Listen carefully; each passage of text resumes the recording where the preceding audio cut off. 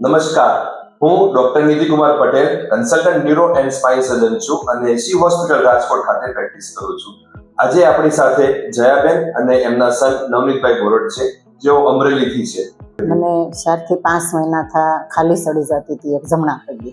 થોડુંક ચાલું ને ત્યાં ખાલી સડી જાય, બેસું, ઊભી થાવ, ઊભી રહું, સૂવું તોય ખાલી સડી જાય. થોડું કામ કરીને સૂઈ જાઉં.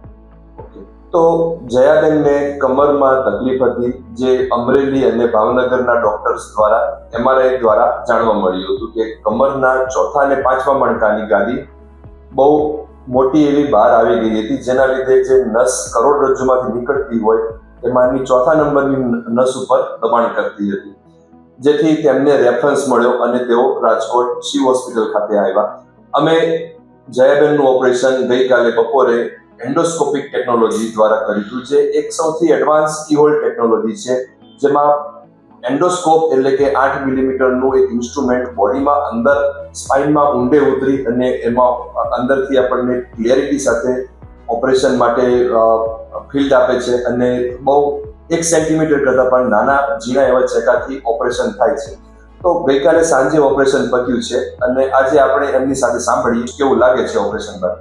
એમાં ફરક લાગે છે. મને એ કળતું બંધ થઈ ગયું, રાતે ઊંઘાય. ઓપરેશન પહેલાં તો બહુ હતી, અટાણે નથી. આમ ઓપરેશન થયા પછી સારું છે.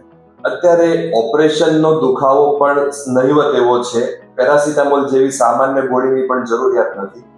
ઓપરેશનનો ટાંકો પણ ઓલમોસ્ટ ચોંટી ગયો છે, ત્યાં ડ્રેસિંગની જરૂરિયાત નથી. તો આ એક મેજર ડ્રેસિંગ, જે ઓપરેશન બાદની સંભાળ જે રાખવી પડતી હોય છે, અઠવાડિયા 2 અઠવાડિયા સુધી ડ્રેસિંગની, એની પણ જરૂરિયાત નથી અને સૌથી સલામત અને સૌથી ઝડપી રિકવરી એન્ડોસ્કોપિક ટેકનોલોજી દ્વારા આપણે મેળવી શકીએ છીએ.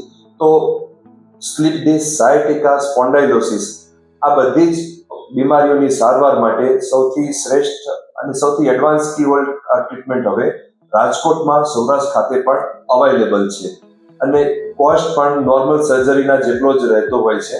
તો જ્યારે બી કોઈ પણ દર્દીને કમરની કોઈ પણ તકલીફ હોય તો ચોક્કસથી એક વખતે એન્ડોસ્કોપિક સર્જરી વિશે એની તપાસ કરવી જોઈએ. Thank you.